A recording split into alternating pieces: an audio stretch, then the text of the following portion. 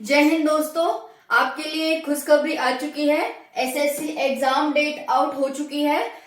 SSC ने इतना जल्दी काम किया है कि अभी एसएससी जीडी के फॉर्म फिल ही हो रहे हैं, उससे पहले ही एसएससी जीडी ने अपनी एग्जाम डेट भी जारी कर दी है। तो ये एसएससी जीडी के एग्जाम डेट आ चुकी है। आप सभी अपने तैयारी को और स्ट्रॉन्ग कर लें और तेजी से अपनी तैयारी को करें, अच्छे से करें। हम इस वीडियो में देखेंगे इसके एग्जाम डेट कब है, कब से इसके एग्जाम स्टार्ट हैं, फॉर्म फिल लास्ट डेट कब है, अभी फॉर्म फिल हो रहे हैं और लगभग आज 25 नवंबर है। कम से कम 45 लाख प्लस फॉर्म फिल हो चुके हैं और आप देखना 30 नवंबर तक फॉर्म फिल कम से कम 70 प्लस लाख पहुंचेंगे फॉर्म। तो इससे आप घबराए नहीं कि इतने ज्यादा बच्चे देंगे तो हमारा नंबर कैसे आएगा, ऐसा कुछ भी नहीं है। इसमें कम से कम 50% उपस्थिति रहती है एग्जाम में, तो आप अच्छे से कर सकते हैं। और आपको इससे कोई मतलब नहीं होना चाहिए कि कितने फॉर्म फिल कर रहे हैं। आपको तो सिर्फ एक पोस्ट से अपना मतलब होना चाहिए कि हमें तो एक पोस्ट प्राप्त करनी है। तो हम इस वीडियो में देखेंगे एग्जाम डेट कब से है इसकी और कब तक इसके फॉर्म फिल होंगे, इसका सिलेबस क्या है, इसकी कट ऑफ कितनी जाती है, हमें किस बुक से तैयारी करनी चाहिए और इसमें क्या नेगेटिव मार्किंग है, इसमें कितनी टोटल पोस्ट हैं एसएससी जीडी में, और ये सब इसमें देखने वाले हैं। हम पढ़ने का हमें टाइम टेबल कैसे करना मैनेज करना चाहिए, ये सब हम देखेंगे। एग्जाम डेट है 10 जनवरी से 14 फरवरी 2023 के बीच में। एग्जाम डेट कब है? 10 जनवरी से पेपर स्टार्ट हो जाएंगे 2023 से और 14 फरवरी 2023 तक इसके पेपर चलेंगे। फॉर्म फिल लास्ट डेट 30 नवंबर है। अगर आपने फॉर्म फिल नहीं किया है अभी भी, तो अभी भी आपके पास टाइम है, आप जाके फॉर्म फिल कर सकते हैं। यहाँ पर फिर देख सकते हैं टोटल पोस्ट 24,369 है। टोटल पोस्ट कितनी है इसमें? 24,369 इसमें टोटल पोस्ट हैं। सिलेबस क्या है इसका? सिलेबस देखने से पहले हम देखेंगे इसमें कितने क्वेश्चन आते हैं और कितने मार्क्स के आते हैं। 80 क्वेश्चन आएंगे और 160 मार्क्स के आएंगे। 80 क्वेश्चन 160 मार्क्स के, यानी कि एक क्वेश्चन 2 मार्क्स का होगा। 80 क्वेश्चन आएंगे, 160 मार्क्स का आपका पेपर होगा। टाइमिंग क्या होगी? 1 आवर, यानी कि आपको 1 घंटे में 80 क्वेश्चन सॉल्व करने होंगे। नेक्स्ट है यहाँ पर नेगेटिव मार्किंग। नेगेटिव मार्किंग आपको आधा नंबर कट जाएगा, यानी कि 0.50% है। 0.50% यहाँ पर आपको देख सकते हैं नेगेटिव मार्किंग है। अगर 2 का क्वेश्चन है तो आपका 1 नंबर सीधा चला जाएगा। टोटल फॉर्म 45 लाख फिल हो चुके हैं। टोटल फॉर्म कितने हो चुके हैं? 45 लाख। 30 नवंबर तक 75 लाख प्लस फॉर्म फिल हो जाएंगे इसके। फिर देख सकते हैं प्रेजेंट कितने रहते हैं एग्जाम में, बच्चे कितने प्रेजेंट होते हैं। तो अभी तक जो एनालिसिस किया गया है उसके आधार पर 45 से 50% ही बच्चे इसमें प्रेजेंट रहते हैं। 45 से 50% बच्चे इसमें प्रेजेंट रहते हैं। स्टडी टाइम क्या होना चाहिए स्टडी टाइम हमारा कैसा होना चाहिए? तो हम नीचे स्टडी टाइम देख लेते हैं इसका। देखो, आपको पढ़ना है 5 घंटे। 5 घंटे आपको, जैसे जीके जीएस हो गया, मैथ्स को आपको 2 घंटे देने हैं, रीजनिंग को 1 घंटा दे सकते हैं, 1 घंटा जीके जीएस को दे सकते हैं और 1 घंटा बाकी आप हिंदी या इंग्लिश जो भी आपका रहता है उसको दे सकते हैं।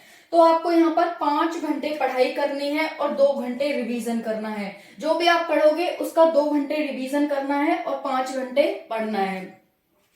करंट अफेयर हो गया, सब कुछ बाकी मिलाकर के आपको 5 घंटे पढ़ना है और उसमें 2 घंटे रिवीजन करना है, पुराना भी करना है और जो आप पढ़ रहे हो उसका भी आपको रिवीजन करना होगा। इस तरह से आपका स्टडी टाइम होना चाहिए। अब हम यहाँ पर देख लेते हैं इसका सिलेबस क्या है, क्या इसके सिलेबस में बताया गया है हमें।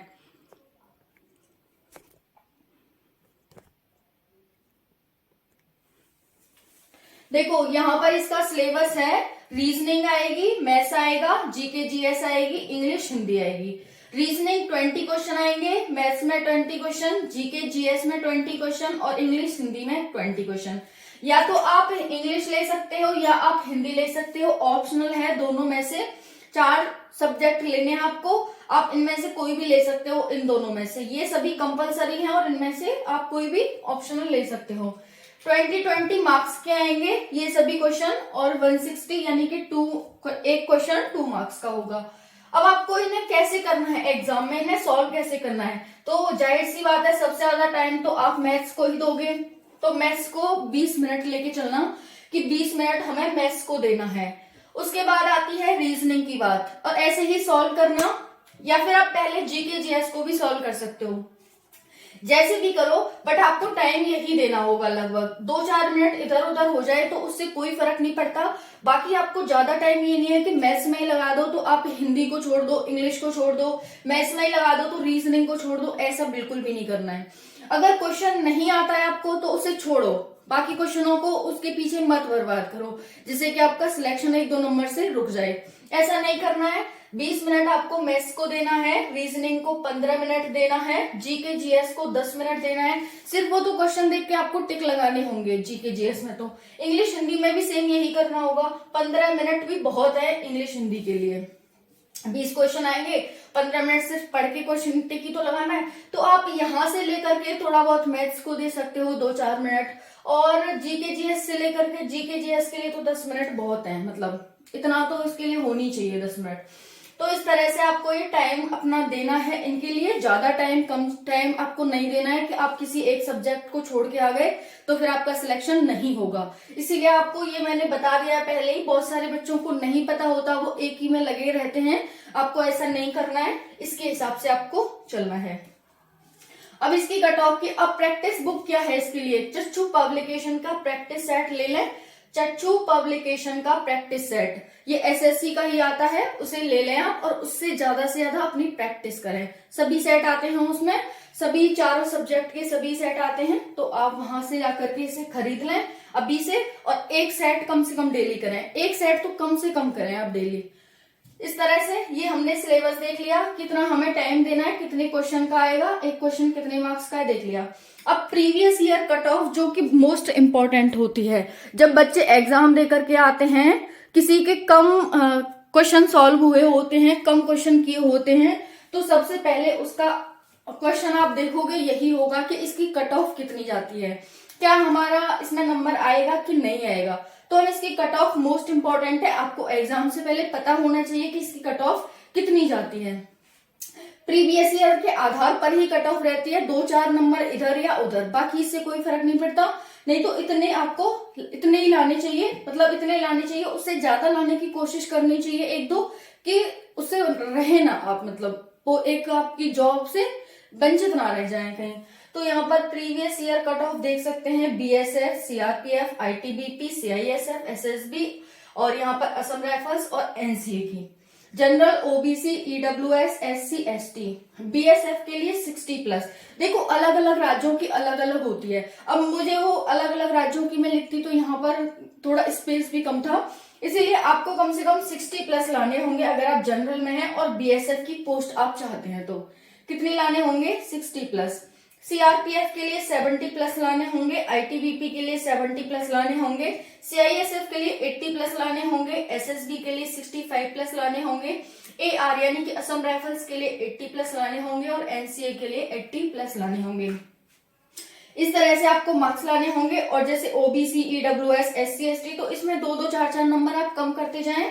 तो इस तरह से आप देख सकते हैं, जैसे 70 हो गया, 70+, तो ओबीसी के लिए 75+, 65+, फिर उसके लिए 60+। इस तरह से आप देख सकते हैं 2-4 नंबरों का फर्क रहता है, 2, 4, 6, बट अलग अलग राज्यों की अलग अलग कट ऑफ जाती है इसकी। ये तो मैंने आपको एक ओवरव्यू दे दिया कि इतने मार्क्स आपको लाने होंगे। ये मार्क्स हैं, ऐसा नहीं है कि एक क्वेश्चन है 80 में से आपको इतने क्वेश्चन करने हैं, ऐसा नहीं है। ये मार्क्स हैं, ओके। तो आपको इतने मार्क्स इसमें सॉल्व करने होंगे और इस तरह से आप अपना सिलेक्शन ले सकते हैं इजीली से। यहाँ पर मैंने सब कुछ बता दिया है। अगर आपको कोई भी डाउट रहता है तो आप कमेंट सेशन में पूछ सकते हैं, और कोई भी डाउट हो तो जय हिंद, जय भारत।